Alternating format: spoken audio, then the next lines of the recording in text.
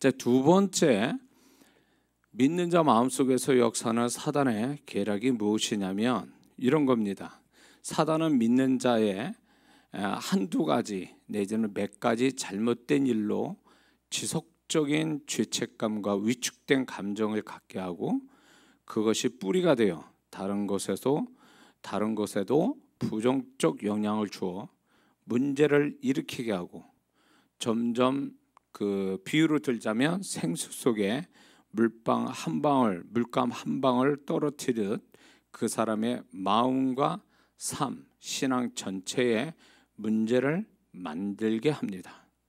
그래서 마음과 삶, 신앙을 궁극적으로 가서는 불구자로 만드는 것, 이것이 사단의 전략입니다. 자, 좀 쉽게 얘기하자면 한 가지 그 사람이 잘못된 게 있어요. 근데 그거를 사단은 계속 그거를 괴롭히는 거죠. 그 사람 마음 안에서. 그래서 그것이 하나의 그 도화선이 돼서 이 사람이 가지고 있는 모든 마음과 삶과 신앙의 모든 것에 뻗치는 거죠. 가지처럼. 그래서 그걸 통해서 그 사람을 무너뜨려 버리는 거예요. 그래서 주변에도 보면 이렇게 제가 성도도 상담하고 그 사람의 존재에 대해서 좀 이렇게 얘기 나눠도 보면 그 사람이 뭐 무수히 많은 잘못을 해가지고 뭔가 사람이 약간 그러니까 혼미하거나 약간 문제가 이제 소위 말하면 어떤 그 문제가 많아져 사람이 완전히 망가져지는 게 아니라 그 시발점은 아주 작은 거고 몇 개 안 되는 것들로 시작이 돼요. 그래서 이제 제가 이 사역을 성도분들 존재에 대한 사역을 할 때 얘기를 합니다. 무슨 이런저런 얘기를 쭉 하다 보면 그분의 말을 다 믿지는 않아요. 그리고 그분은 사실 자기가 왜 이 지경까지 됐는지에 대한 원인조차도 모르고 드러난 현상만 가지고 얘기를 하거든요. 근데 이렇게 잡초를 뽑을 때 잡초를 뿌리채 안 뽑아버리면 그게 줄기만 잘라버리면 나중에 또 자라죠. 촌에 가보면 항상 그게 이제 풀 때문에 고민하잖아요. 그런 것처럼 그 사람의 근본적인 그 사람을 이 지경으로 만든 소위 마음과 삶과 신앙을 불구자로 병신으로 만들어버리는 그 원인들이 있어요. 그 원인을 찾아내는 거죠. 근데 이분도 사실은 상담하면서 자기가 어디서부터 문제가 이렇게 발생된지를 모르는 경향이 상당히 많아요. 지금 드러난 것만 가지고 판단하고 그것 가지고 분석하고 그거 가지고 생각을 하다 보니까 답이 나오는 것 같은데 사실은 거기에서 문제가 출발이 된 게 아니라 그 사람의 그 기본적으로 처음 출발한 부분이 있어요. 이게 어린 시절이든 시간상으로 내지는 한 사건을 통해서 그렇게 시작되는 경우가 허다하게 많거든요. 한두 가지 사건 통해서. 근데 그거를 그때 처리를 하지 못해가지고 계속 사단은 이것 가지고 그 사람을 계속 괴롭히는 거죠. 계속 괴롭혀요. 그래서 믿는 자가 그 잘못해서 스스로 양심의 가책을 잘못해서 또 스스로 양심의 가책을 받는 것은 건강한 내면을 가지고 있다라는 하나의 증거입니다. 양심의 가책을 받는 거. 그런데 이제 회개하고 다시금 잘해보려고 다짐도 하고 그런데도 계속되어 잘못된 것이 기억하게 되고 또 계속적인 후회와 죄책감 또 자책감에 시달리게 되고 그리고 이제 그런 것들이 이제 이렇게 막 안에서 이렇게 차곡차곡 쌓이고 그게 반복이 되면 어떤 현상이 오냐면 다른 사람이 자기를 꼭 뭐라 하는 것 같은 느낌을 또 갖게 해요. 그러니까 이런 것들이 결국 뭘 가져오냐면 그 사람이 피해의식을 갖게 돼요. 자기가 뭔가 다른 사람한테 뭔가 나는 손해보고 있고 나는 잘못 없는데 저 사람이 자꾸 나를 잘못해서 자꾸 보는 것 같다라는 느낌을 가져요. 그런 마음 때문에 이제 이게 어디까지 이제 영향을 가냐면 신앙에도 문제가 되는데 그런 마음을 가진 사람은 하나님께 가까이 나가는 게 굉장히 힘들어요. 영적인 열심도 이제 갖지를 못하고 그 가졌던 열심도 사라지고 또 영적인 무감각함이 옵니다. 뭘 이렇게 못 느껴요. 잘 영적으로도. 만약에 이런 부분이 있다면 이건 사단에게 속은 거예요. 이게 자연스러운 게 아니라 사단은 어떻게든지 믿는 자를 틈을 보고 그 틈을 타고 들어가서 역사를 하거든요. 근데 그 역사가 들어가서 귀신이 훅 들어가서 나한테 귀신이 나한테 들어왔어 이런 식으로 역사를 하지는 않거든요. 꼭 그 사람 마음인 것처럼 역사를 해요. 그 사람 마음인 것처럼. 그래서 그 사람의 자기 스스로의 마음인 것처럼 계속 그거에 붙잡히게 만드는 거죠. 지금 얘기하는 하나의 증세가 이런 것들이 결국은 뭐냐면 사단이 그 영혼을 잡아서 죽이려고 하는 하나의 어떤 전략을 쓰는 거거든요. 계략을 부리는 거거든요. 마음에서. 이런 현상이 있을 때 이거를 자연스럽고 자기 마음이라고 생각하면 큰일 납니다. 이게 좀 더 발전이 되고 시간이 흐르면 흐를수록 이 사람의 본래의 모습은 하나도 없고 사단이 그 심어놓은 그 계속 뿌리에서 나온 줄기처럼 가지처럼 계속 파생이 되는 거예요. 계속 파생이 돼서 결국은 그 사람의 본래 모습은 없고 사단이 계속 이렇게 파생시킨 것으로 그 사람의 존재가 만들어지는 거죠.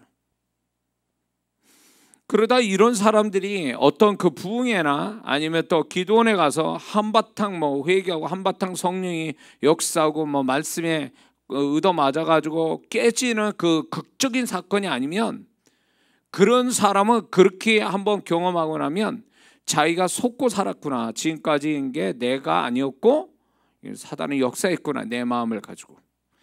그래가지고 내 마음을 가지고 역사한 게 삶으로 가고 삶이 신앙까지 가서 사람을 엉망으로 만든 거죠. 시간이 흘러서 이 사람은 본래 하나님의 계획대로 살지 못하고 하나님 축복도 없고 거지처럼 사는 거죠.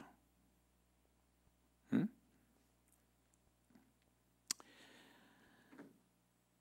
자, 이런 것들을 좀 분별할 필요가 있는데 이런 마음은 이제 무엇을 만드냐면 스스로 심리적 고아, 영적 고아로 만든다는 겁니다. 영적 고아, 심리적 고아는 이런 뜻이에요. 자신이 불쌍하고 또 자신을 도울 자가 없다. 나를 도울 자가 없다. 그리고 나는 버림받은 자다. 이런 게 이제 고아 심리거든요. 그러니까 심리적 영적 고아의 마음을 갖게 되는데 바로 이런 거예요. 그러면 이게 이런 마음을 가지면 어떻게 되냐면 하나님을 오해하게 되고 하나님을 의지하지 않게 돼요. 이런 마음을 가진 사람. 예? 제가 이제 보육원에 가서 고아 아이들을 보았기 때문에 그 아이들의 심리를 좀 알고 있어요. 예, 자기가 이제 버림받았다라는 의식이 있어가지고 누구를 잘 믿질 않아요. 그리고 또 잘 믿지 않으면 또 한쪽은 너무 믿어서 그게 문제를 일으키기도 하고요. 극단으로 가는 거죠. 이런 게 이제 영적인 신앙생활에도 이제 이게 나타나요. 그래서 하나님을 오해하거나 또 하나님을 의지하지 않습니다. 그리고 자기가 모든 걸 다 해보려고 하죠. 그게 잘하는 게 아니거든요. 그게 우리는 하나님을 의지해서 뭔가 하나님의 도우심 받아야 할 사람이 하나님을 의지하지 않아요. 왜냐하면 이게 이제 그 하나님은 충분히 우리를 용서하시는데도 불구하고 그 자기의 어떤 그 내면의 그 잘못된 것들이 계속 이 사람을 죄책감에 눌리고 또 후회나 내지는 어떤 정죄감을 자꾸 갖게 만들기 때문에 이런 사람은 그 신앙이 온전치 못해요. 이런 사람들은요. 그래서 이게 아주 치명적인 게 뭐냐면 하나님에 대한 어떤 인식이 성경적이지 못하고 그냥 자기 감정이나 자기 생각에서 만들어낸 하나님을 그거를 찾을 때가 많다라는 거죠. 그리고 이런 사람은 하나님과 단절하기 쉬워요. 이제 소위 말하면 하나님이 필요 없다 이런 생각도 해요. 하나님 필요 없다. 그리고 하나님은 나를 돕지 않고 하나님은 나를 정죄하고 또 하나님은 나를 항상 비난하고 판단한다라는 생각을 갖게 돼서 하나님과 단절을 하게 되죠. 그리고 이런 사람은 자신감을 갖지 못하고 제대로 무엇 하나 해내지 못합니다. 이렇게 마음이 이렇게 흘러가게 되면요, 사람이 심리적 소위 말하면 병신이 되는 거예요. 뭐 하나 못해요. 충분히 할 수 있는 사람인데도 이게 이제 시간이 가면서 사단은 자꾸 이렇게 한 가지 몇 가지로 이 사람을 계속 올가매는 거죠. 이런 식으로. 그러니까 나중에는 이제 자기 본래 모습이었고 엉키고 설켜가지고 어디서부터 내가 이 지경이 되는가를 찾아내지도 못해요, 사실은. 그래서 이 내적 치유를 받을 필요가 있는 게, 이 내적 치유를 이제 성령께서 이제 저 같은 경우에도 제가 이제 어렸을 때 부모님 밑에서 그 부모님의 그 연약한 모습 때문에 어린 나이에 제가 이제 상처를 받고 거기에서 이제 트라우마가 생기고 이런 것들이 이제 나이 40 넘어가서도 그게 보이지 않게 계속 나에게 영향을 줘서 힘든 삶을 살게 하고 나 자신 스스로가 힘들게 된 이런 배경이 결국 추적하는데, 성령께서 나를 이제 바깥의 사역으로 영혼들을 고치고 세워주는 일에 내가 온전하지 않으면 안 되니까 성령께서 이렇게 기도하는 가운데 저를 내적 치유하셨어요. 그 내적 치유하는 게 결국 뭐였냐면 내가 왜 그렇게 뭐랄까 사람의 대면 이렇게 사람을 이렇게 사귐에 이렇게 어려워하고 그다음에 패배감을 갖게 되고 왜 모든 걸 어렵게 생각하고 무대 공포증이 왜 생기고 뭐 이런 여러 가지의 이제 이런 모습들이 불리한 나의 모습이 원래 성품인 줄 알았더니 성령께서 그 내적 치유를 저로 하실 때 그게 이제 어릴 때 부모님으로부터 받은 것들이 계속 흘러와서 나를 변형된 나 자신을 보게 된 거예요. 그래서 그 부분을 성령께서 치유하시고 나서야 비로소 내가 거기서 자유해지고 거기에서부터 내가 새로운 나를 이제 하나님이 만들어 주신 거죠. 그러다 보니까 이제 이런 마음을 고침받은 마음 가지고 영혼들을 보니까 내가 이제 바로 서니까 삐딱하게 서 있는 사람들이 보이는 거예요. 전에는 내가 삐딱하게 있으니까 다 삐딱하게 보이는 거지. 근데 이제 내가 주님으로부터 이 내적인 치유로 받고 바로 서니까 이 삐딱하게 서 있는 사람들이 보이고 왜 삐딱해진지를 이제 알게 되기 시작한 거예요. 그게 이제 그 내적 치유와 함께 은사적으로 지식의 말씀의 은사를 통해서 지혜와 지식의 말씀의 은사로 영혼들을 그 과거에 그 자신도 몰랐던 걸 하나님이 알고 계신 걸 지식의 말씀의 은사로 들춰내는 거죠. 그런 걸 통해서 이제 치유하는 사역들을 제가 한동안 했거든요. 그러니까 그렇게 이제 그분들이 자기가 왜 그렇게 됐는가에 대해서 자기의 지금 모습이 자기인 줄 아는 거예요. 근데 이제 그 내적 치유나 이런 어떤 사단이 역사했던 그 내면을 이제 그 훑어내고 쏟아버리고 없애버리니까 본래 그 사람 모습이 나오는 거죠. 그러고 와서 꼭 하는 말이 그거예요. 내가 속았구나 그동안. 이게 내 마음이 아니었는데. 응? 그래서 우리가 신앙생활 할 때요. 우리가 신앙생활 할 때 우리가 말씀과 또 주님 만나고 또 방언기도하며 성령이 터치하고 이런 과정들이 결국 우리에게 유익된 중에 하나가 뭐냐면 나의 어떤 나답지 않는 내가 살아오면서 나답지 못하게 했던 그런 모든 것들을 걷어내는 은혜를 입게 돼요. 그래서 신앙생활을 오래 잘하는 사람들은요 원래 자기 모습을 찾아갑니다. 하나님이 주신 좋은 모습들이요.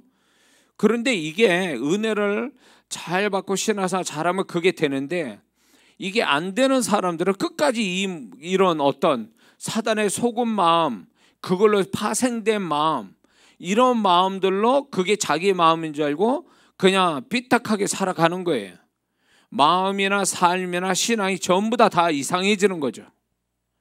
마음에서 이상해지면 당연히 삶과 신앙도 같이 이상해지는 거죠. 근데 그게 자기 모습이고 정상이라고 생각하는 거예요. 원래요 기준점을 모르면 모든 게 다 자기가 잘하고 있는 줄 알아요. 그래서 신앙이 우리의 기준은 하나님이요 말씀이요 그리고 성령님이 우리의 기준이 되어 주셔서 우리를 기준되지 못한 나의 어떤 그 기준에서 벗어난 것을 고쳐주시거든요. 그래서 신앙생활은 계속 고침받는 것이 신앙생활이에요. 하나님과 말씀과 성령을 통해서 은혜로 임재로 고침받아가지고 어떻게 되냐? 본래의 내 모습을 찾는 거예요. 그러고 난 다음에 뭐가 있는 거냐면 주님으로 덧입혀지는 거예요. 주님으로 덧입혀지는 건 본래의 내 모습이 나온데 주님이 덧입혀지는 거지, 내가 원래 이그러지고 잘못되고 불구된 그 모습에서 주님의 마음이 덮여지는 게 아니거든요. 그래서 신앙이 점점점 이제 자기의 본래 모습 찾아가는 것, 그래서 주님의 마음으로 덮여져서 이제는 자기로 살지 않고 주님으로 인해서 산다라고 하는 신앙 고백이 나오는 거죠. 그래서 교회 안에서도 보면 저도 그런 과정을 밟았지만 많은 성도분들이 아직도 자기가 누군지도 몰라요. 저도 그랬으니까요. 자기가 지금 있는 게 자기인 줄 알아요. 아니요. 제가 볼 때는 적어도 주님은 다 알고 계세요. 주님은 우리를 만드셨으니까 다 알고 계세요. 근데 나는 정확한 나를 모르고 있는 거예요. 왜? 여러 가지 살아오면서 환경적 상처, 그 다음에 사단의 이런 마음들이 막 덧입혀져 가지고 본래 내 모습을 모르는 거죠. 그런 것들이 이제 하나하나 이제 벗겨내는 거죠. 신앙을 통해서, 신앙생활을 통해서. 그래서 이제 나중에는 이제 자기의 본래 모습을 찾아서 이제 자기 정체성을 알아서 자기다운 삶을 살기 시작하는 거죠. 자기다운 삶을 살 때 비로소 주님이 덧입혀질 때, 아, 주님이 나를 지배하고 나를 다스리고 주님이 나타나는구나, 이걸 알게 되거든요.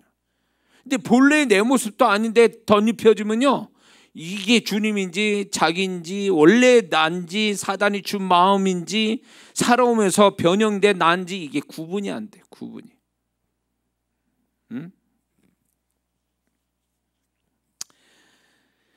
자, 그래서 이런 사람들은 사단에게 속아가지고 이제 그 다른 사람에 대해서 좀 이렇게 민감하게 반응을 해요. 다른 사람에 대해서. 왜냐하면 그 뭐랄까, 자기가 자기를 사단에 속은 그 사단이 준 마음에 속아가지고 자기를 따뜻하게 자기를 바라보질 않거든요. 자기가 계속 잘못된 것들이 계속 기억나고 그것이 계속 나를 괴롭히고 후회하는 한, 그거는 자기를 따뜻하게 대해주는 게 아니라 자기를 계속 힘들게, 소위 말하면 한겨울에 아주 얇은 옷만 입히고 내보내는 것과 똑같은 거거든요. 그런 자기를 그대로 방치해 주는 거죠. 그러니 이런 사람이 다른 사람을 어떻게 따뜻하게 볼 수 있어요? 그리고 다른 사람이 자기를 보는 걸 어떻게 긍정적으로 봐요? 다 부정으로 보게 돼요. 예민하게. 지금 이 모든 것들이 하나의 현상인데, 이 현상을 가져온 시작은요, 그 사람 마음 안에, 시작은 물론 그 사람이 잘못한 데서 있어요. 그러나 그 잘못된 그 마음에서 출발이 됐지만, 그 마음을 이제 뭔가 사단이 비집고 돌아서 사단이 또 준 마음이 계속 파생되고, 이런 것들이 결국 걷잡을 수 없이 마음이 뒤집박죽 돼버린 거죠. 그거는 결국은 그 형태는 뭐냐면 결국 마음이 불구자가 돼버리고 만든 거예요. 그게 삶을 불구자로 만들고 신앙을 불구자로 만드는 거죠. 그래서 삶과 신앙이 뭔가가 이 불구의 형태를 갖고 있는 사람은 그 마음 자체가 벌써 그렇게 돼 있어요. 근데 그 사람이 처음부터 그런 사람이냐? 절대 그렇지 않아요. 절대 그렇지 않아요. 그 시작은 별거 아닌 데서 출발할 수도 있어요.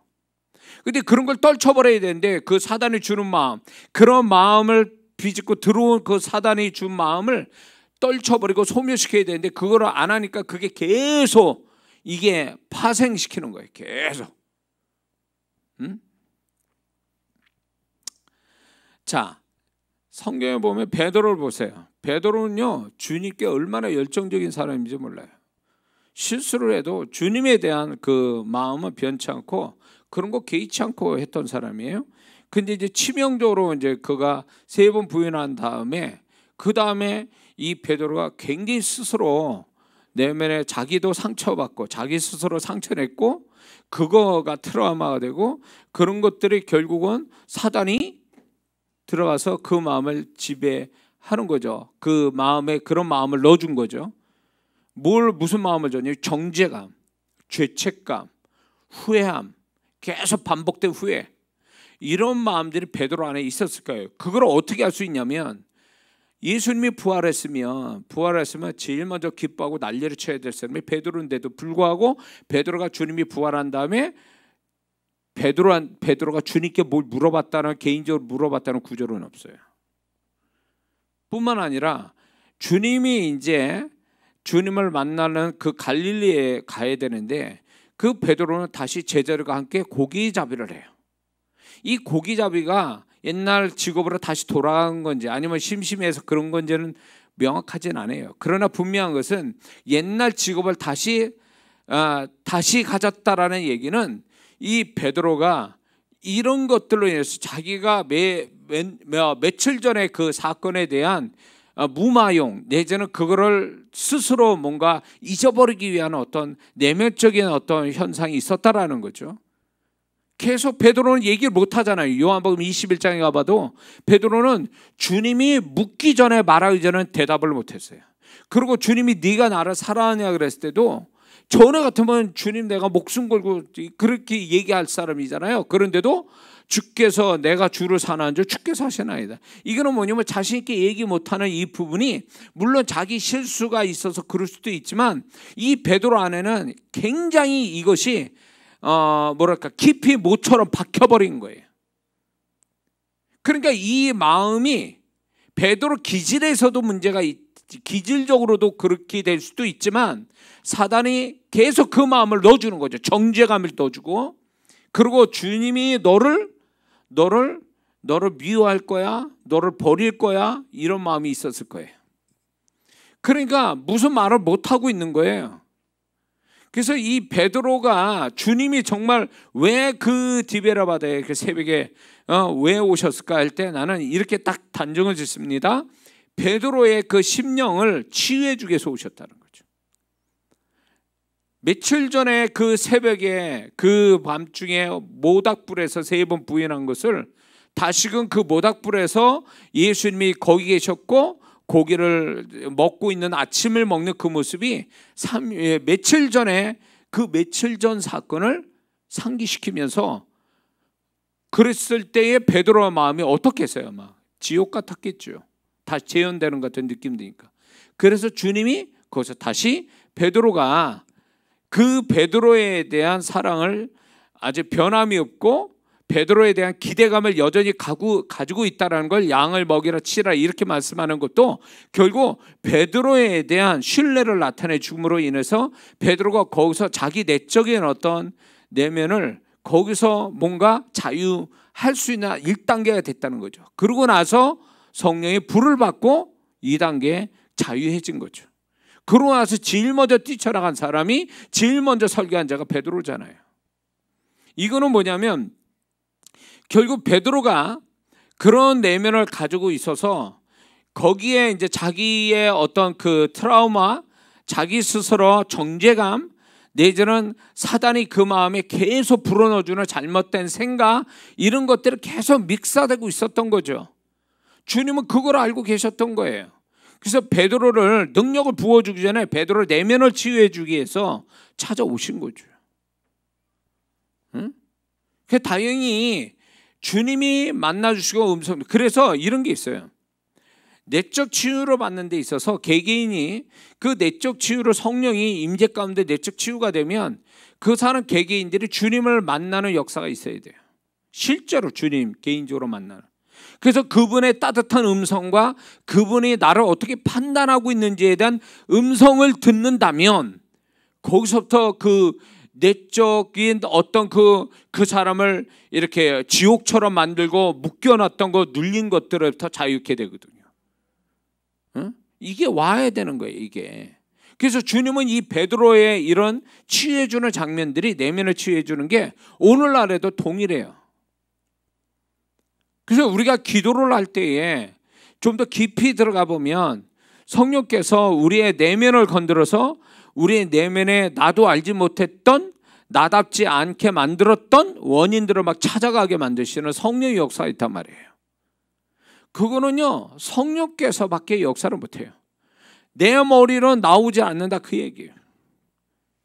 그래서 이 방언교도 임재가 깊이 들어가면 그 사람을 내면을 치유해주고 자유케 하고 온전케 만들려고 그 사람을 소위 말하면 과거로 돌아가게 만들고 어느 사건을 조명시켜서 거기에 아주 거기에서 이제 소위 말하면 거기서 바싹 깨져버리는, 스스로 기도하다가 성령에 의해서 깨져버리는 사건도 생겨요.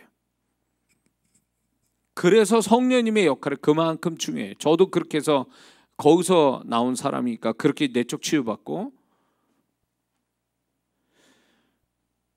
자, 그런데 이제 가룟 유다로 보면요, 그 가룟 유다도 주님을 파는데, 은 30 파는데, 가룟 유다는 그냥 알려준 거야. 예수님이 있는 장소 알려주고, 그렇죠? 예수님 알려주는 장소. 그리고 그 이전부터 주님은 죽으실 거라고 말씀했고, 여러 가지 이렇게 볼 때에 그냥 장소만 알려주고 이러는 거에서 은 30 받고 이런 것들이 그렇게 가룟 유다 입장에서 보면은 큰일같이 생각 안 했던 거예요. 응?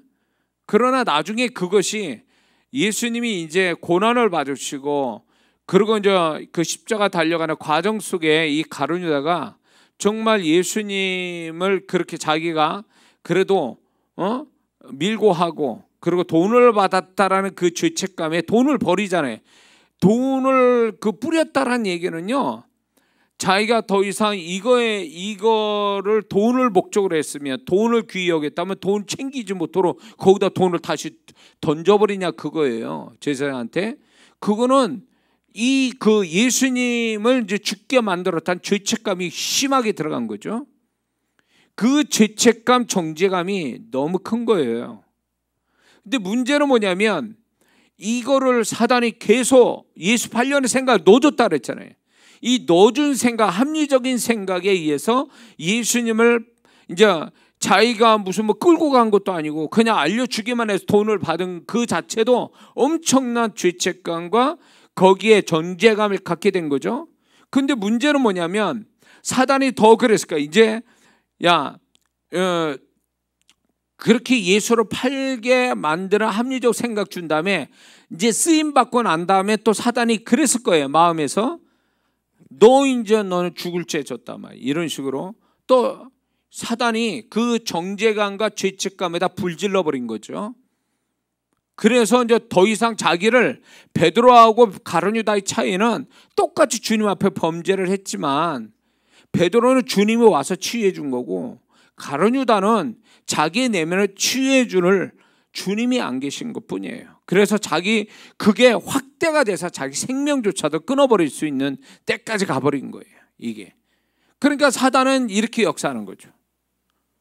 가룟 유다는 그래서 돈 받자고 그 짓을 한 건데 돈을 자기가 챙겼으니까 돈 가지고 무슨 음식점을 갔어요? 옷을 샀어요? 뭐 했어요? 못했단 말이에요. 결국 그거는 뭐냐면 자기 본래의 생각이 아니었음을 안 거예요. 뒤늦게 알았는데 그 뒤늦게 알은 것을 사단은 이제 그렇게 예수 팔려는 생각을 넣어줬다 거기에 잡혀가지고 예수를 판 다음에 제정신 딱 돌아가니까 이 제정신 가지고는 또 안 되니까 그러게 되면 가룟 유다가 결국은 또 얘가 어떻게 될지 모르니까 그 정죄감과 죄책감이다. 마귀는 넌 이제 죽었다. 넌 지옥 갈 거야. 너는 이제 예수님 팔아먹는 배반자야. 막 별 생각을 다 넣었는데 그게 자기 생각인 것처럼 생각해서 자기 생명을 끊어버린 거죠. 그 여파가 결국 자기 생명을 끊는 데까지 간 거예요. 이게 사단이 우리의 마음 안에서 잠깐 예수 팔려는 생각을 넣어주는 것에서 결국 가룟 유다를 죽이는 데까지 가는, 이게 사단이 우리 마음 안에서 역사하는 궁극적인 목적이에요. 요한복음 10장 10절에 그거 아닙니까? 도적이 오는 거 도적질하고 죽여 멸망시켜놓어요. 죽이는 데까지 가는 거예요. 그래 지옥 끌고 가는 거죠. 오늘날에도 이렇게 뭔가 자기가 잘못한 거에 대한 죄책감, 후회와 자책감, 이런 정죄감이 가질 수 있어요. 그런데 그런 것들을 끊임없이 되새기게 사단은 계속 그 마음 안에서 기억하게 만드는 거야. 기억한 데다가 정죄감과 죄책감을 계속 그냥 불어 넣어주는 거죠. 그건 못 견디는 거예요. 그렇게 되면.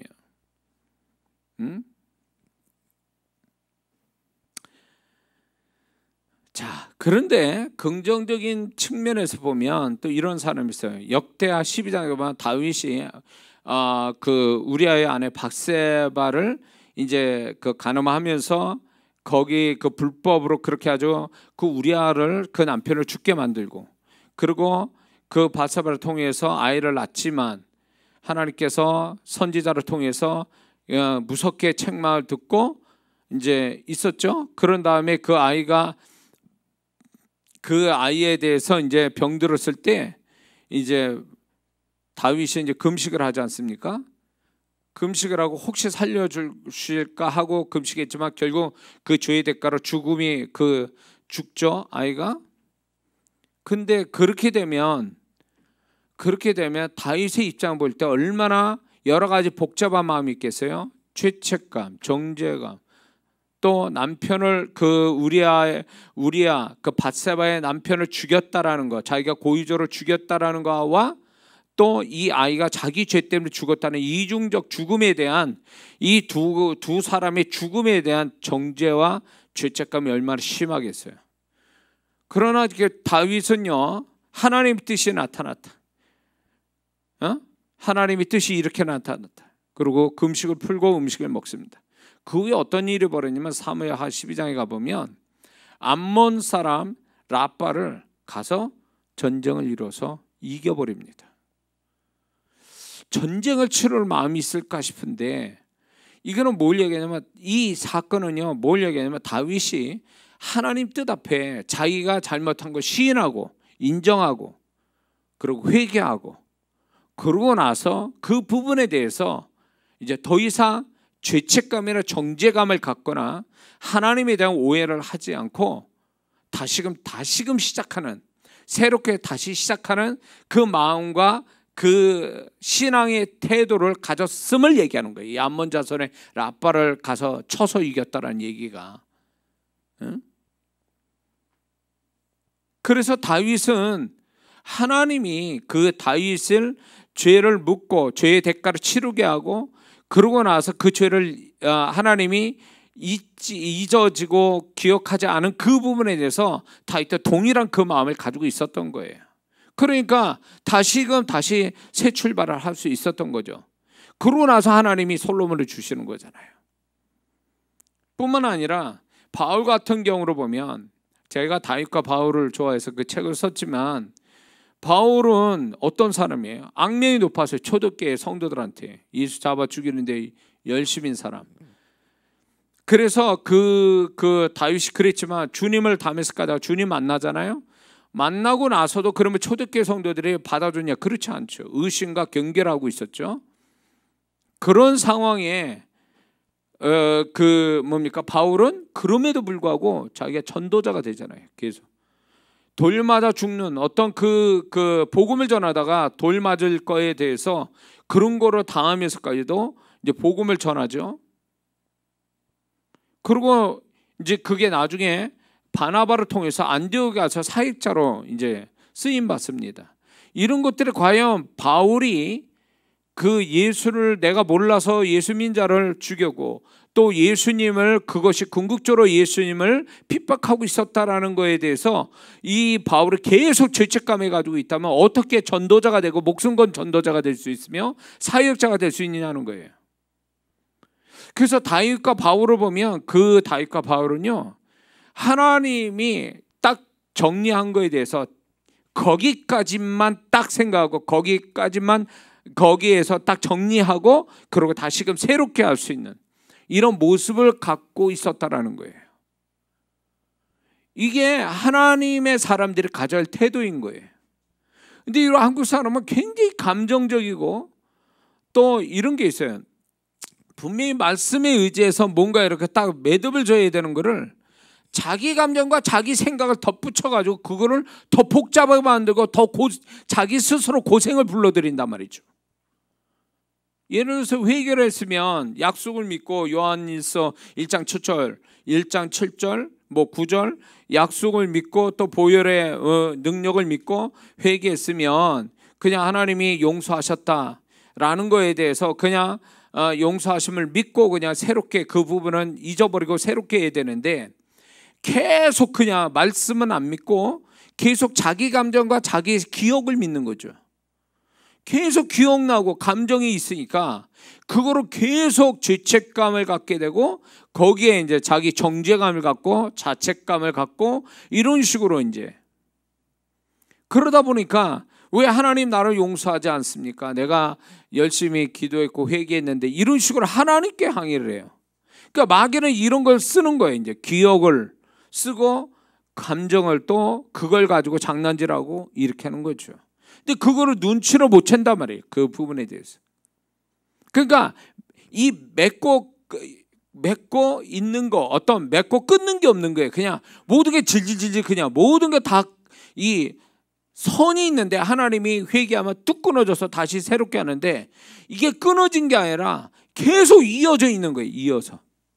그러니까 광야 생활 때 이스라엘 백성이 애굽에 나오면 애굽의 것을 딱 끊고 광야 생활에 맞는 자신이 돼야 되는데, 이 이스라엘 백성은요, 애굽 생활이 애굽의 모든 것들이 광야로 그냥 일직선으로 간 거예요. 그냥 이어져 있는 거예요.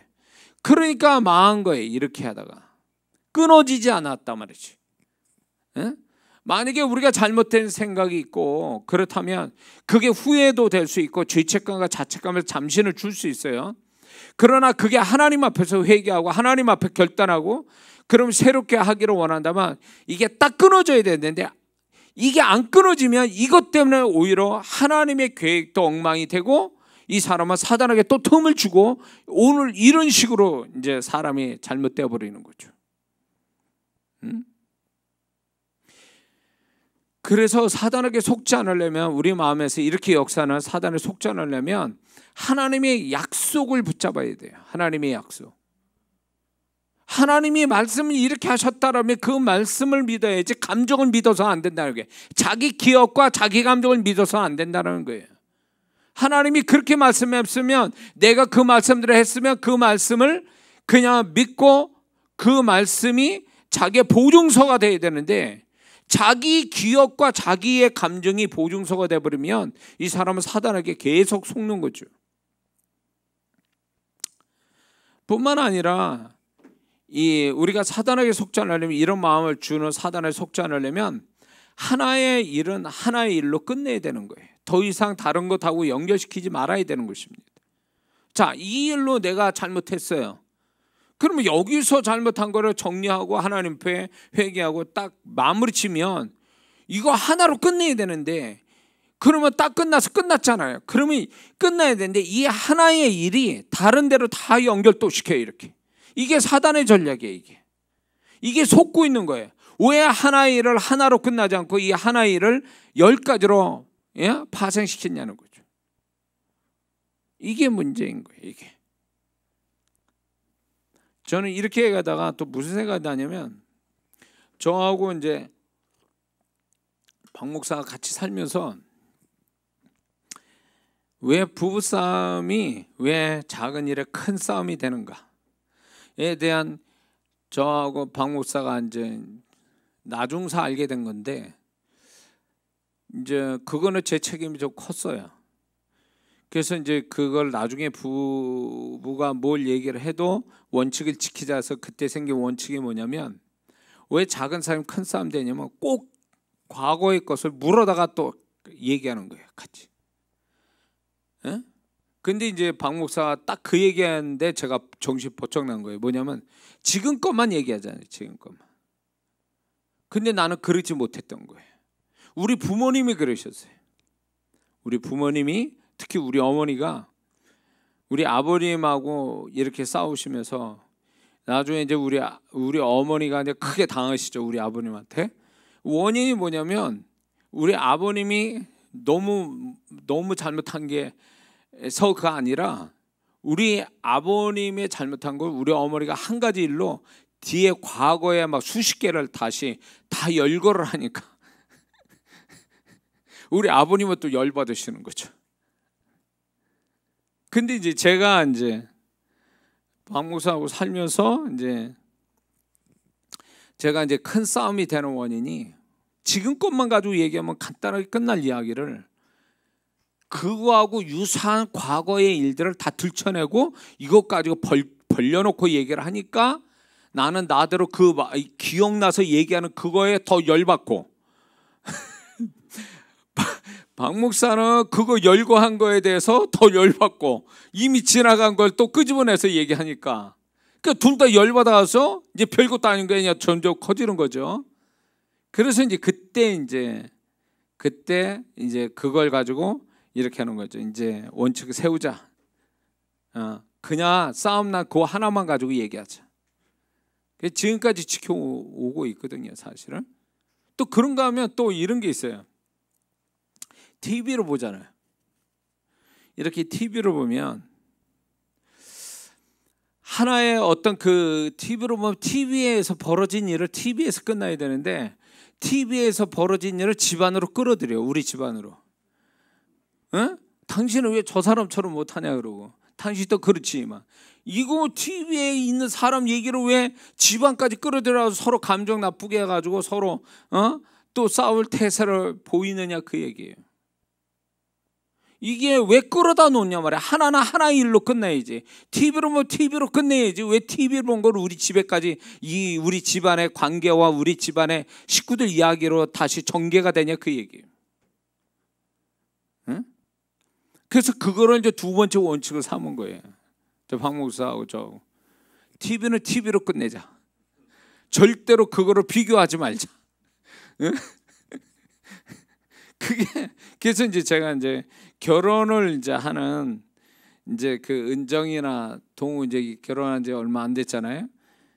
이제 결혼을 하는 사람 또 결혼을 이제 한 지 얼마 안 된 사람한테 꼭 이제 얘기해주고 싶은 게 그거예요. 원칙을 세워라. 지혜로운 원칙만 세우면 싸울 일은 많이 준다. 서로가 나빠서 싸우기보다는 싸우는 것보다는 지혜가 없어서 원칙이 없어서 싸운다. 그러니까 저도 박 목사도 서로 누가 나빠서가 아니라 우리가 지켜져야 될 원칙을 세우질 못하고 그 원칙 안에 있지 않고 원칙 없이 하다 보니까 막 대판 싸우는 거죠. 싸움이 많아진 거죠. 그러니까 사단은 이런 거예요. 그냥 하나의 일만 하나의 일로 끝내야 되는데 사단은 자꾸 이걸 가지고요. 야, 너 저것도 연결시켜 이것도 연결시켜 계속 연결시켜 버리는 거예요. 파생시키는 거지 계속. 그거 속지 마세요. 절대 그 사단의 속임수예요. 그러니까 하나의 일은 하나의 일로 끝나고 단절시키고 다른 일은 다른 일로 단절시키고 이래야지 하나의 일을 여러 가지 다른 일하고 연결시켜서 서로 이게 사단에 속아나서는 안 된다는 거죠. 뿐만 아니라 바울이 빌립보서 3장 13절에 바울은 뒤에 것은 잊어버리고 앞에 있는 표대를 향해 달려간다고 말한 것처럼 뒤에 것은 잊어버리는 것이 그게 사단에게 속지 않는 비결입니다. 잊어버려야 돼요. 기억나게 하는 거요. 이거요. 우리가 기억을 하고 있으니까 기억하는 거 아니냐라고 그러지만 마귀는 이 기억을 사용한다는 거죠. 그래서 여기에서 이제 제가 그거를 기도를 할 때요. 망각의 은혜를 달라고 기도해야 돼요. 잊어버리는 은혜를 달라. 잊어버리는 것도 은혜예요. 잊어버리는 것. 잊어버리지 않으니까 정신병이 생기는 거예요. 잊어버리지 않고 수년 전 기억을 세세히 매일매일 반복해서 기억해낸 사람이 정신병자가 되는 거예요. 안 좋은 거를요. 좋은 걸로 기억하면 모르는데. 응? 그래서 잊어버리는 은혜를 가져야 그 사람이 사단에 속지 않는다는 거죠. 그래서 저는 하나님 앞에 이런 그 잊어버리는 은혜를 달라고 많이 기도를 했어요. 근데 이게 이제 어떤 현상이 일어났냐면 동생들하고 이렇게 명절 때서 만나서 이렇게 얘기하다 보면 얘들이 이제 제 밑에 여동생 둘 남동생 하나 그래가지고 이남 이녀거든요. 그 여동생 둘하고 남동생이 이렇게 같이 모여서 얘기하면 내 흉을 볼 때가 있어요. 오빠가 어렸을 때 어쩌고 저쩌고. 근데 나는 하나도 기억 안 나. 하나도 기억 안 나요. 왜냐하면 제가 주님 앞에 뭔가 철저히 하는 이렇게 완벽하게 뭘 하는 걸 좋아하는 사람이다 보니까 회개를 할 때도 써가면서 완벽하게 하거든요. 기억 안 나면 성령이 기억나게 해달라고 그러면서 회개했던 사람이거든요. 그러고 나서 뒤에 가서 잊어버리게 해달라고 기도를 해요. 그러면 정말 그게 내가 놀라운 게 뭐냐면요, 그 내가 잘못한 거 회개한 것은 기억이 안 나는 거예요. 이제 회개해서 끝난 것들. 그리고 이제 어떤 사람이 있어서도 이제 그 사람이 나한테 잘못을 했어요. 그래서 내가 그 사람에 대해서 하나님께 기도해서 내 마음 편하자고, 하나님 그 사람을 용서하게 해달라고 그래. 용서를 하는데 그 기억이 또 날 거 아니에요. 그래서 하나님 내게 망각의 은혜를 주세요. 이 부분에 용서했으면 기억이 안 나는 게 차라리 낫습니다. 그래서 이 망각의 은혜를 달라고 딱 그러니 정말 놀라운 건 뭐냐면요, 그 사람이 나를 괴롭게 하고 힘들게 한 사람인데 내 집회 때 와요. 근데 그 사람이 나를 힘들게 했던 그 안 좋은 기억이 안 나는 거예요. 그래서 나는 늘상 왔던 사람으로 이렇게 반갑게 이렇게 맞았던 기억이 있어요. 그게 나중에 한참 생각해 보면 이 사람이 나한테 이런 일을 했었지, 이런 나중에 기억나는 수가 있어요. 근데 그게 참 감사하더라고요. 예, 새로 보는 것 같고 처음 보는 사람처럼 이렇게 할 수 있다는 게 하나님이 나에게 그런 잊어버릴 수 있는 은혜를 주셔서 그런 것 같습니다. 그래서 이게 굉장히 필요해요. 사단은요, 기억력이 나는 좋은 것도 아닌데 기억을 자꾸 시켜요. 이게 사단의 전략이에요. 그래서 한번 기억하잖아요. 그 다음 기억하는 게 쉬워져. 또 그때 또 기억하잖아요. 그 다음에 또 기억하는 게 더 쉬워져.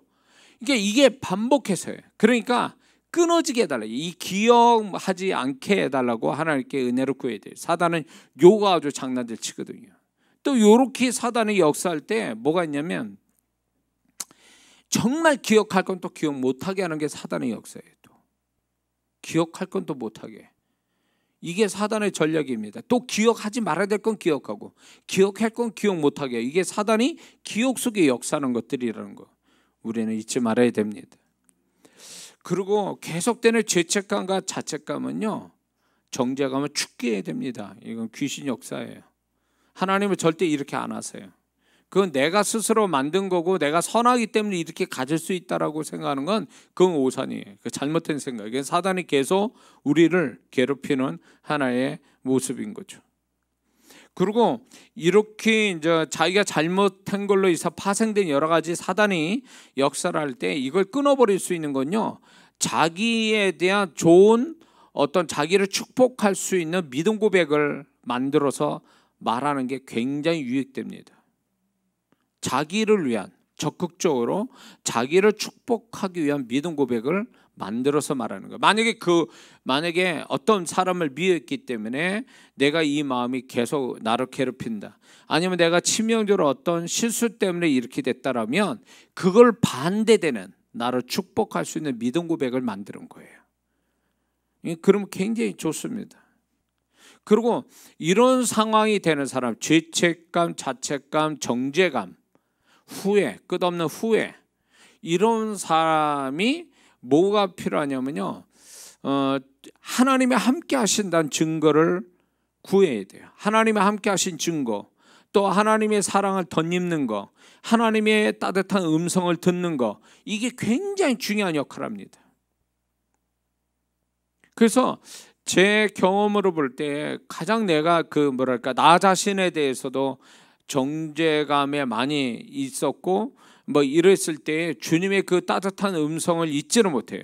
그것 때문에 내가 잘못 생각하고 있었구나, 주님은 나를 이렇게 생각하는데 나는 이렇게 반대로 생각했구나, 이런 거를 나중에 발견하게 되거든요. 그러니까 이 주님을 만나는 거예요. 주님이 나를 얼마나 사랑하고 주님의 음성을 듣고 주님이 내 생활 속에 어떻게 계시는지, 이런 것들을 발견하면 그 자체가 나한테 위로가 되고 또 그게 나한테 어떤 힘이 되고 나의 어떤 존중하고 존귀하게 여겨주시는 거를 내가 경험하게 되거든요. 응? 그래서 이런 식으로 해서 사단에게 속지 말아야 됩니다. 이런 마음들을 주는 것들에 대해서. 그래서 이게 하나의 정죄감, 죄책감, 어떤 그 자책감이 이게 하나로 끝나지 않아요.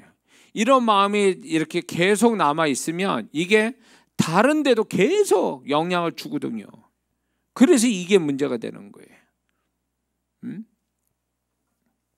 이게 이제 마음에서 출발된 게 하나의 사건으로 시작해서 마음에서 어떤 감정이 이렇게 가지고 있는 것이 이게 이제 결국은 그 사람 삶의 여러 군데로 또 영향을 주고 그게 이제 신앙까지도 다 이제 영향을 줘서 완전 병신 만들, 불구자로 만들어버리는 게 목적이에요.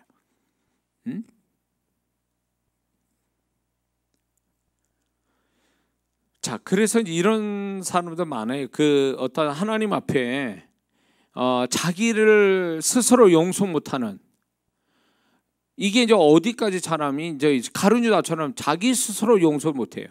내가 나를 용서 못한다. 하나님은 나를 용서했는데 내가 나를 용서 못해. 그래가지고 그게 결국 자기를 학대시키고 자기 인생을 막 엉망으로 만들어 버리는 시초가 뭐냐면 내가 나를 용서하지 않았기 때문에 오는 거예요. 이 용서하지 않는, 자기를 용서하지 않는 마음은 결국 어디서 출발이냐면 그게 별거 아닌 데서 사단이 계속적인 정죄감, 계속 기억되고 후회되고 정죄감 주고 죄책감 넣어주는, 이것이 결국은 자기 자신을 용서 못하게 만드는 거죠. 자기 자신을 용서하지 못하게 하니까 결국 자기의 인생이나 신앙조차도 그거를 이제 엉망으로 만들어 버리는 거예요. 자기를 용서 못하니까. 그래, 너는 용서받지 못할 자니까 네 삶이나 신앙도 너는 잘 돼서는 안 돼. 이런 거예요. 응? 그래서 이제 사회적으로 범죄를 일으키는 사람들 있잖아요. 그 심리가 밑바닥이 뭐가 있냐면 이 사람들의 그 프로파일러 같은 사람들이 그 사람의 과거들을 이렇게 알아보면 다 불우한 어떤 환경, 어떤 트라우마가 다 있는 거예요.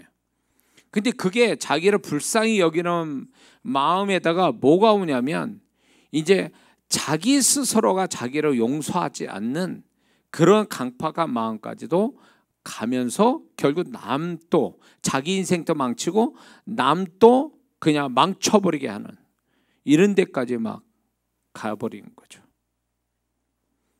그렇지 않으려면 우리가 이 사단은요, 큰 것부터 역사하지 않아요. 큰 것부터 역사하지 않아요. 작은 것부터 이제 요게 교묘하게 들어와서 내 마음인 것처럼 역사하는 것들을 구별시켜 놔야 돼요. 이렇게 이건 내 마음인데 요거는 이제 사단이 주는 마음이다. 요런 것들을 좀 분별해서 일단은 마음이 안 좋은 것들은 다 죽게 하는 거예요. 죽기를 일단은. 그러면 그 마음이 일단 죽게 하고 예수님의 보혈, 성령의 소멸을 이렇게 하시는 성령의 불로 우리의 마음을 정화시키는 이 작업을 해야 됩니다. 할렐루야. 야, 이게 길게 갈 것 같아요. 지금 7개라지만 한 9개 정도가 되고요. 한 몇 가지 더해서 이게 시리즈로 한 4-5번 가야 될 것 같은 내용 같아요. 요거 하나만 하고 마치겠습니다. 자, 세 번째는 사단이 어떻게 우리의 마음 안에서 계략을 피느냐. 사실 그대로 보는 것보다 크게 부풀려 보게 하고 크게 부풀려 보게 하여 두려움과 절망감 내지는 과한 분노를 갖게 합니다. 또 반대로 사실보다 작게 여겨 위험한 낙관적 생각을 갖게 만들어줘요. 이 두 가지 측면에 사단이 역사를 합니다. 그래서 사단이 부정적 상황에 대해서 사실보다 크게 부풀려 다 끝난 것처럼 더 이상 기회는 없고 이제 회복할 기회, 다시 할 기회가 없는 것처럼 절망적으로 여기게 만듭니다. 그리고 패배감을 갖게 만들어요. 이게 사단의 전략이라는 거예요. 그게 왜 그래? 왜 이런 마음이 드냐면 사실보다, 지금 벌어진 사실보다 크게 부풀려서 보게 만드는 거예요. 그러니까 이거는 결국 뭐냐면 사단이 혼미한 마음을 넣어줘서 사실 그대로를 보지 못하게 만드는 거예요. 색안경 껴서 보게 만드는 거죠. 근데 또 반대로 별거 아닌 것을 크게 부정적으로, 그런가 하면 더 별거 아닌 것을 크게 부정적으로 생각하고 분노하여 돌이킬 수 없는 일을 만들게 합니다. 지금 사회적인 문제가 되지 않습니까? 별거 아닌 것이 이제 그걸 가지고 크게 분노해가지고 뭐 주차 문제 가지고 이렇게 시비 걸다가 뭐 누가 하나 이제 벽돌 집어서 뒤통수 쳤는데 그 사람 죽었다, 막 이런, 이게 별것도 아닌 거예요. 근데 그게 일종의 별거 아닌 것에 크게 부풀려 생각해서 분노를 일으켜서 결국 극단적인 사건을 만드는, 이것도 사단이 역사하는 거예요. 그런데 이제 여기에 반대로 어떤 현상이냐면 환경과 상황에 대해서 정확한 데이터나 계산도 없이 어림잡아 대충 생각하여 현재의 모든 것을 우습게 가볍게 여기게 합니다. 이게 사단이 이렇게 만들어요. 그러니까 정확한 사실을 알고 생각하는 게 아니라 대충 이렇게 생각해가지고 현재의 모습을 그냥 우습게 가볍게 여기는 것입니다. 지금 위태로운데도 낙관적 생각으로 괜찮다 생각하게 만듭니다. 그래서 상황에 대한 준비도 안 하게 만들어요. 그러다가 뒤늦게 상황을 알 때는 상황 종료 끝이 되게 만듭니다. 미리 준비하고 사실 그대로 보면 아무 문제 없는 것을 이렇게 못해, 결국 이렇게 사실 그대로 보면 아무 이렇게 문제 없는 것을 이렇게 그냥 지나갈 수 있는 문제를 이제 이 사람들이 이렇게 당하는 사람들은 결국은 준비를 못하고 그걸 대처하지 못해서 결국 나중에 당하지 않아도 될 손해와 낭패를 당하게 된다는 거죠. 미리 준비하면 아무 문제가 없어요. 근데 그냥 별거 아닌 거야 라고 생각했던 것이 결국 나중에 와서 손해와 낭패를 당하게 한다 이겁니다. 이게 상황에 대한, 환경과 상황에 대한 사단이 혼미한 마음을 줘서 사실 그대로 보는 눈을 가리게 해서 생기는 일입니다. 자, 과하게 생각해서 두려움과 절망감을 가진 사람들이 있어요. 광야 1세대예요. 광야 1세대는 그들이 가나안 땅 정탐한 다음에 그들은 이런 얘기를 해요. 그들의 보기에 우리는 메뚜기 같다. 메뚜기 정신. 거기에다가 죽일 데 없어서 우리를 여기 광야에서 죽게 하느냐라는 이런 어떤 극단적 생각, 이 절망감, 이런 것들이 결국은 뭐냐면 이 사실 그대로를 보는 게 아니라 부풀려 보는 데서 오는 이런 문제인 겁니다. 응? 그런가 하면 반대로 또 이제 하와 같은 경우에 선악과 하나 따먹은 게 뭐 대수야라고, 그게 얼마나 중요한 문제인데도 별거 아닌 것 같아 라고 다 선악과 따먹는 거죠. 가룟 유다 같은 경우에도 아니 뭐 예수님 그냥 어디 있다는 것만 알려주는데 뭐 그게 큰 문제겠어? 라고 하면서 알려주는 장면 같은 거.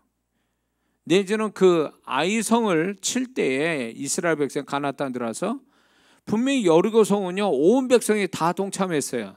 그때 당시 여리고 그러니까 이스라엘 백성은 약 200만이 넘는다고 그랬어요.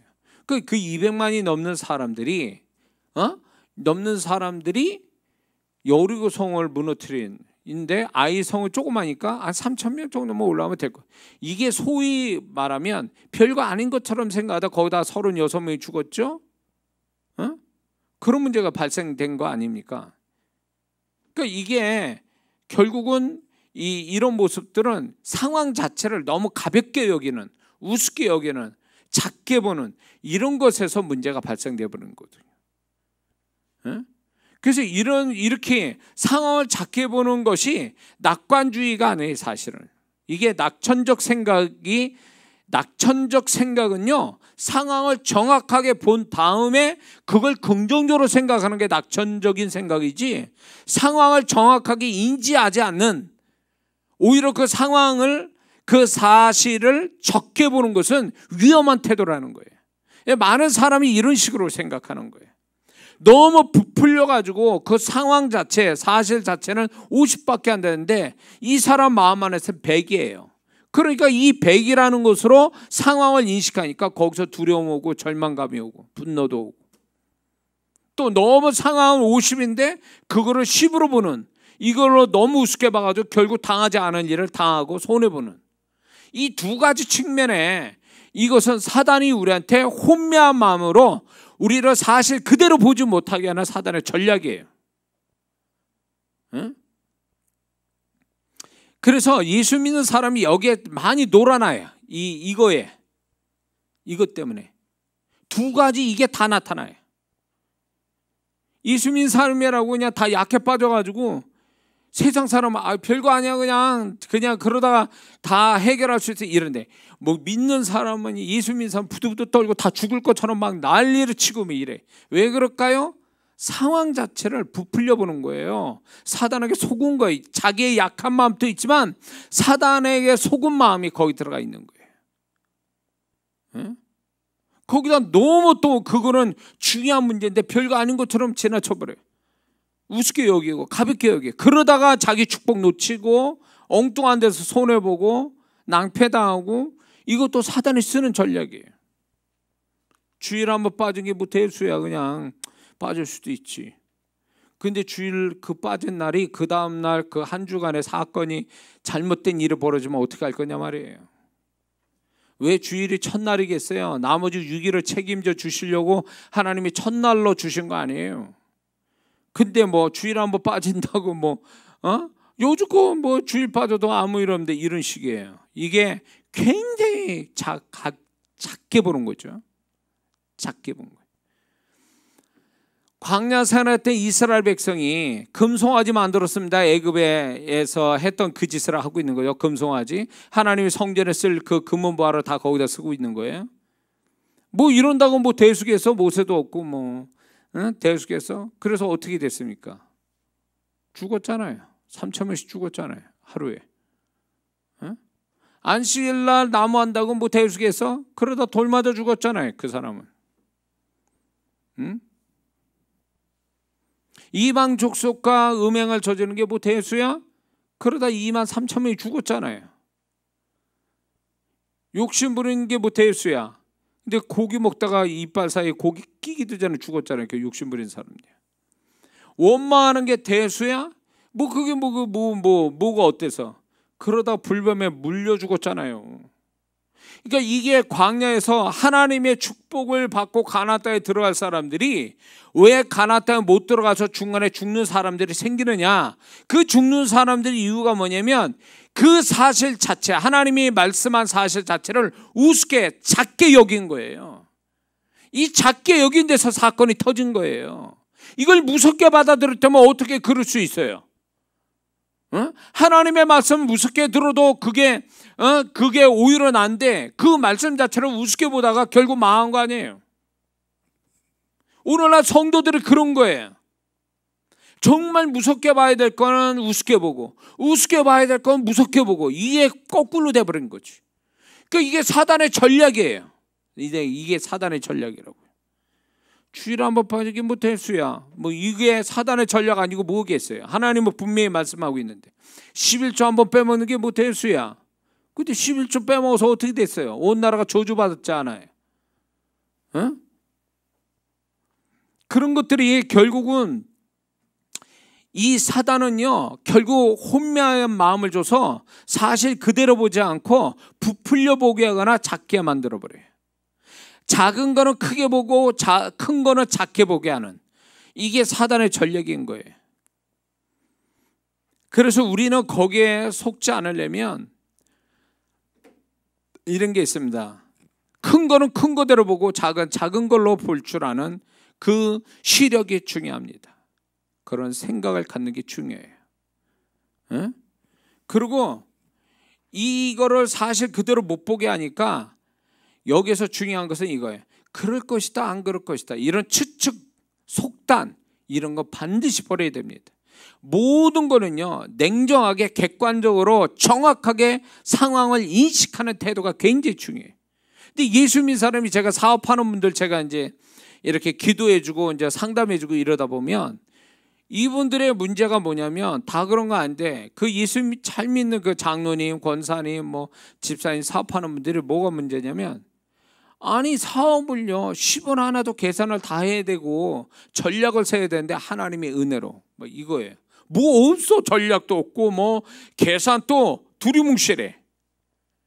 사업하는 사람이 돈 벌자고 하는 건데 돈에 대한 그 생각이, 돈에 대한 계산법이 굉장히 희미하다면 어떻게 사업해요? 그거를 망했어요. 제가 상담해 준 분들. 왜 그러냐면 이게 사실 그대로를 보고 인지해서 거기서 뭔가 정확한 판단을 하고 계획을 세워야 되는데 그게 아닌 거예요. 다 대충이 아니야. 다 대충. 그러니까 사단에 더 걸려버린 거예요. 하나님의 은혜로 기도만 하면 된다고요? 뭐래? 계산을, 사업하는데 얼마나 세상 사람은 그거를 성공시켜서 얼마나 밤낮으로 코피 터져가면서 왜 잠 못 자면서 일을 하잖아요. 계획 세우고. 근데 예수 믿는 사람이 그 사람들보다 더 정확한 계획을 세우고 열심을 내야 될 사람이 돈에 대한 개념이 흐릿하고, 그리고 열심히도 안 하고 모든 걸 그냥 상황 자체는 안 좋은데 하나님이 도우실까, 이 낙관적인 위험한 낙관적 생각을 가지고 간단 말이죠. 그러니까 망할 수밖에 없지 뭐. 결국 그런 분들이 11조 잘하고 예배 생활 잘하는데 왜 하나님 나를 이렇게 망하게 하냐고 그래요. 아니 그거의 그 문제가 아니지. 자기 사업 현장을 그렇게 정확하게 하지를 못하는데 사실 그대로 보고 거기서 판단하고 정확한 계산을 하지 않는 게 문제인 거지, 하나님이 안 도와주신 거냐고. 그만큼 더 손해 안 보게 하신 것만 해도 감사해야지. 그렇죠? 그리고 모든 것을 쉽게 보거나 너무 무겁게 봐서도 안 됩니다. 다만 신중하게 보는 거죠. 신중하게. 제가 이제 그 집회를 이렇게 하다 보면요, 집회를 하다 보면 이런 일이 생겨요. 한 2,000명 모이는 교회, 그 저기 전에 한 부천에 한 2,000명 모이는 교회 가서 집회도 하고, 뭐 이렇게 조그마한 뭐 한 몇십 명 모이는 교회 가서도 집회를 하고 이랬어요. 지하에 있는 교회. 근데 차이가 엄청나죠. 근데 인간적인 마음에서 어디가 더 떨릴 것 같아? 2,000명 모이는 그 교회, 거기에 번듯하게 잘 50억 주고 세운 그 교회가 더 떨리겠죠. 준비도 더 해야 되고. 근데 주님이 처음부터 저한테 이 부분에 가르쳐 주신 게 있어요. 너는 보이는 걸로 판단하지 마라. 다만 네가 최선을 다하되 최선을 다해라. 이제 그렇게 얘기하시면서 너무 크게도 보지 말고 너무 우습게도 보지 마라. 그거를, 그러니까 그 마음을 지키는 게 중요하다, 이렇게 얘기하세요. 2,000명 모인 교회가 가서 집회하니까 사람들이 눈동자가 막 2,000개가 그냥 나를 쳐다보고 있을 때, 4,000개가 나를 쳐다볼 때 얼마나 그게 얼마나 하겠어요. 몇십 명 앉혀놓고 할 때 뭐 별거 아니죠, 그거. 그런 걸로 판단하지 말라는 거예요. 판단하지 말고 그냥 너무 가볍게도 보지 말고 너무 무겁게도 보지 마라. 그러면 희한한 일이 벌어진다. 이게 뭐냐면요, 초반에 잘 몰라가지고 성령님으로부터 내가 사역자다운 어떤 훈련을 못 받을 때는 나도 모르게 거기에 판단하는 거, 보는 눈에 의해서. 그래서 이제 가볍게 보는 거죠. 작은 교회, 뭐 얼마 되지 않는 교회 가서 이제 뭐 가볍게 심 안 들이고 부담 없이. 그러면요 어떤 일 보는 줄 아세요? 성령님이 역사하지 않아요. 성령님이 역사하지 않아요. 네가 그렇게 뭔가 가벼운 마음 가지고 하는 그 자체가 나는 너를 통해서 역사 못한다는 거예요. 그러면 이제 몇백 명 모이고 몇백 명 모이는 그 교회에 가서 할 때는요, 신중하다 못해. 그분들이 막 얼마나 저를 사모하고 막 얼마나 열심히 하는지 뭐 심지어는 어떤 교회는 40일 금식을 했대요. 교인들을 돌아가면서 제 집회를 위해서. 제가 하는 집회. 그 사람 부담 안 되겠습니까? 어? 의자를 극장실로 다 붙여놨는데 제가 집회하는데 나는 바닥에 앉아야 된다 그러니까 그걸 다 뜯어냈어. 몇백만 원 주고 깔아놓은 그 의자, 극장식 의자를 다 뜯어내고 보일러 또 깔았단 말이에요. 그런 교회 가서 집회할 때 얼마나 부담되겠어요. 근데 주님이요, 부담 가지고 딱 내가 잘해야지, 이 사람들 얼마나 준비를 했는데 라고 딱 하잖아요. 안 돼요. 내가 경직돼 있어가지고. 경직돼 있으니까 영감도 안 오죠. 그래가지고 죽을 쓰는 거예요. 죽 쓰는 집회도 있었다고요. 이게 성령님이, 내가 좀 이렇게 성령님이 원하는 그 마음 자세를 가지고 있어야 그분의 마음껏 나를 도구 삼았을 텐데, 하나는 너무 우습게 보고 하나는 너무 경직돼, 부담돼가지고 경직돼 있고, 그러니 안 되는 거예요. 그러니까 이게 뭐냐면 너무 상황을 크게 보거나 너무 상황을 우습게 보거나 이렇게 되면 성령님이 역사를 안 하신다는 거예요. 이게 결국 뭐냐면 크게 보고 작게 보는 것, 사실보다 크게 보고 작게 보는 것은 우리의 어떤 어쩔 수 없는 우리의 눈으로 보는 것의 판단도 있지만, 사단이 이것 가지고 혼미해서 우리를 이런 식으로 속인다라는 거예요. 이렇게 속여가지고 우리가 어떻게 하냐면 나를 망치는 거예요. 나를 망치게 하는 게 목적이에요. 크게 생각해서 두려움과 절망과 분노가 들어오면 어떻게 될까요? 사고 치는 거예요. 너무 가볍게 봐가지고 너무 우습게 보여가지고 준비 안 하고 게을르게 있다가 뭔 일 뻥 터져 뒤통수 맞으면 결국 나만 망하는 거예요. 사단이 그걸 바라는 거예요. 그거를. 우리는 거기에 속으면 안 됩니다. 그래서 우리는 그렇게 되지 않으려면 우리가 항상 주님이 우리의 모든 상황을 정확하게 판단하시는 것들을 알게 해달라고, 정확한 그분이 정확하게 판단하신 것을 저한테 알려주세요. 주님의 시각으로 정확한 판단을 나도 갖게 하옵소서. 이래야만이 우리가 정확하게 보는 거지, 이 정확함이 없으면 결국 어느 쪽이든 사고는 나게 돼 있다는 거죠. 그래서 항상 이 문제에 대해서 우리가 막 혼적인 마음이 요동쳐서 문제가 될 수도 있지만, 이 요동치는 혼적인 마음에 사단이 역사해버리거든요. 사단이 역사해버려요. 그럴 때요, 우리가 속지 말고 딱 기도해서 하나님, 과연 이 상황이 정말 하나님 무엇을 의미합니까? 어떻게 생각해야 됩니까? 그리고 어느 정도 비중을 갖는 겁니까? 이런 어떤 그분으로부터의 어떤 판단을 내가 받아야지, 이거를 주님이 정확하게 알고 있는데 내 멋대로 막 그냥 부풀려 생각하고 낮게 여기고 이러다 보면 결국 내가 속아서, 사단에게 속아서 낭패를 당하는 거죠. 그래서 우리가 사단에 속지 않으려면 상황 자체를 축기를 해야 돼. 너무 크게 보거나 작게 보는 거에 축기하고, 이 혼이 요동치는 것을 절제시켜야 돼. 혼을 요동치는 거. 그리고 주님이 이 상황을 어떤 식으로 어떤 정도의 무게를 가지고 보고 계신지, 생각하고 계신지를 내가 받아야 돼. 그거를. 그러면 흔들림이 없어요. 너무 크게 보거나 너무 작게 보질 않게 되죠. 정확하게 보고, 또 그 정확성에서 하나님이 또 그 사람에게 어떤 그 갈 길을 알게 하시고, 또 도울 걸 도와주시는 걸 볼 수 있는 눈을 열어주죠. 이 혼미한 마음에서는, 크게 보거나 작게 보는 이 혼미한 마음 속에는 성령이 역사하지를 못해요. 하나님이 뭔가 가르쳐줘도 받아들일 수가 없어요. 왜? 혼미해버리니까. 정확하게 뭔가 정확성을 가지고 정확한 사실을 인지하고 있어야 뭔가 하나님이 그 속에서 어떻게 하는 걸 알 수 있고 인도하심을 받는데, 이게 혼미하면요, 인도함이고 그분의 음성이고 판단이고 아무것도 받을 수가 없는 거죠. 이해가 되십니까? 자, 원래 이게 4개를 해야 되는데 2개밖에 못하네.